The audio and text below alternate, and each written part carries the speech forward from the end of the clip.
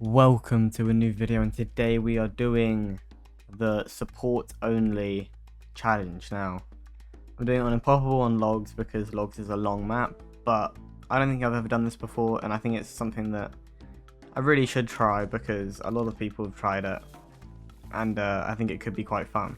So if you don't know about the support only, you can only use support towers. I'm going to try and not use Benjamin, but if I do fail, I will bring in Benjamin because obviously Benjamin is a support tower, but also a hero. I just really should be only using support towers. You know, the yellow ones down here.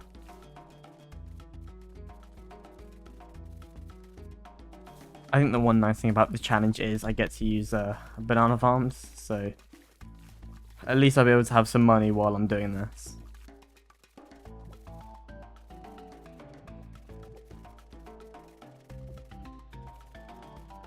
So, I mean, at round 15, these two engineers can't handle it anymore, so we're going to have to get some upgrades, or at least another engineer at some point. I think we can get some sentries, though. Sentries aren't a massive help, like, at this level, but once you level them up, they actually become pretty strong, and can take out quite a lot of balloons, especially when they are able to take out leads and stuff, but for now we just have a camo to worry about, which we'll get. That'll be fine. And then we've got lead, so that's going to be fun.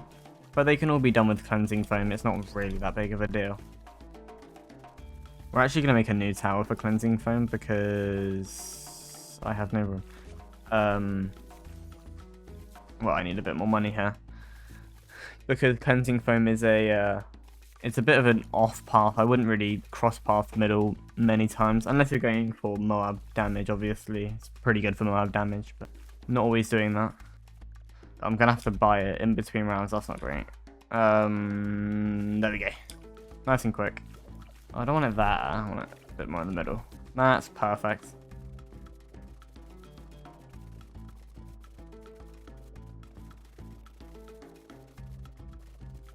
With the soon to come Moab, I'm gonna have to definitely get some greater damage with deconstruction, so we'll probably go all the way from Sentry Expert, or as far as we can go up the top path, and then we'll cross that middle. I mean, it's not going to be too much because larger surface area and deconstruction aren't too expensive, but I mean, we should be fine for the Moab. Two pretty good Sentry people will be just fine. Yeah, I mean, it pretty much gets melted. I think the only thing we need to worry about is when it's the future and things have a lot more health. Okay, we definitely need a couple upgrades in Sentry Expert. Especially as it optimizes based on the round you're going to receive, or based on the balloons that are out. So, when we get Moabs, it'll do a little more damage, and when we have leads, it will do more damage, things like that. Always quite useful to have.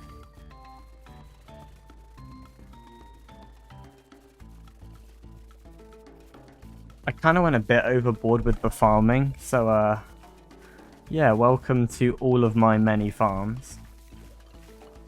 The next thing to do is pretty simply get a village down with jungle drums and MIB, because so far we haven't had many leads, but when we get to DDTs later, it's going to be a big problem. But now we can just get camo, though it's not, you know, that big of a deal. So after that, it's really looking at other sources of damage, and one of the big ones we can do is spike shooter. So we're gonna get a perma spike at the bottom. I like to get larger stacks, but you know, you can do what you want really. I actually am not sure which one's better, so don't ask me.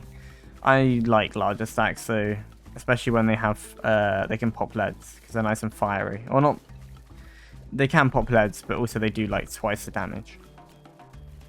So with the engineer monkeys having their bomb shooter out, the ceramics really just get melted, and it actually turns out to be quite easy.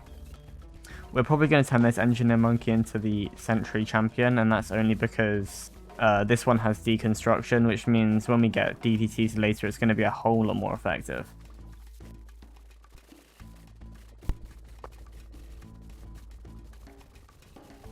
So the Sentry champion and MIB. I'm pretty sure Sentry champions couldn't hit purple balloons, but now obviously they can. Everyone can hit leads, So we've got a couple other crosspaths we can go for, and one of the main ones is going to be permaclock. Obviously, I'm going to want to permaclock some of the better, more important towers, but I mean, you don't need XXL trap for quite a while, so I think we can stick with permaclock for now.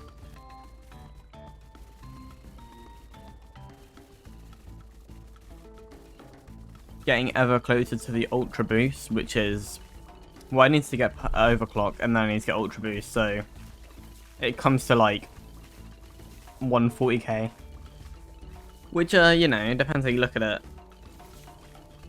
But I mean, as you see there, we got overclock on mini 126, which is just 20k more. We'll get it before round 90, which is quite important because I need to be permaclocking my engineer monkey, at least this one, very... well, basically as soon as possible. Well, it looks like we might get it here, to be honest, because it's only a couple balloons, actually. We might get it next round. But a good couple thousand from each of these, and the end of round bonus cash, and there's an ultra boost. So we're just going to remember to get this every single time. If you don't know ultra boost, it basically allows you to stack on 10 boosts, which I'm pretty sure, from what I remember, is equivalent to 1 overclock, but it stays there all the time. And then you can overclock it on top of that, which allows it to basically have loads, but for a engineer, it basically just puts down more sentries, which is never a bad thing. So after this has been permaclocked, we're going to get perma spike, and then we're going to permaclock that. As soon as it's 10 permaclocks, and we're able to afford 36 grand. And then after that, we can just sell basically all the farms and get some of the last upgrades. Our first DDTs to face against got pretty much squashed. Able to get permaspike now. Now, if you didn't know, permaspike actually has a maximum round. Even though 10 rounds isn't going to max it out, it does actually have a maximum round. So it's important to know that even though you're permaspiking, you might get it on round 50, it does have a maximum round. It doesn't, the spikes don't last forever. Also, I believe, I mean, since the last time I checked, that was how it was, but maybe they've changed it. As you can see, it's starting to get a little bit harder to kill all of these Moabs, but we're trying our hardest and we're doing pretty well. We're actually going to get rid of this Sentry Expert there, because we want to get Homeland Defense. It's going to just basically allow us to have so many Sentry Champions. It's going to be quite important. You see round 95 is pretty much easy. DDTs don't stand much of a chance because they don't have that much health. But, again, Moab spam 98 might be a little bit difficult, and then we got round 100, which is always a bit of a challenge. So there's Homeland Defense. So if you drop a Homeland Defense on, it increases your attack speed by 200%, which basically allows us to put down a ridiculous amount of Sentry Moabs, and that melts these balloons on round 100. Especially with the level 10 overclock now. We can buff it again, and as you can see, it melts. A lot of people underestimate the Sentry Champion. It's a very, very, very good tower. And as we see the Moab come out now, there's many explosions going on, which will actually do quite a lot of damage to the bad. Homeland Defense as well, everything's going to do 200% the attack speed. And it's done. Sorry for the short video and not that much interesting going on, but I am very busy at the moment, so if you want to support me, like, subscribe, and check out the Discord. I'll see you in the next one. Peace.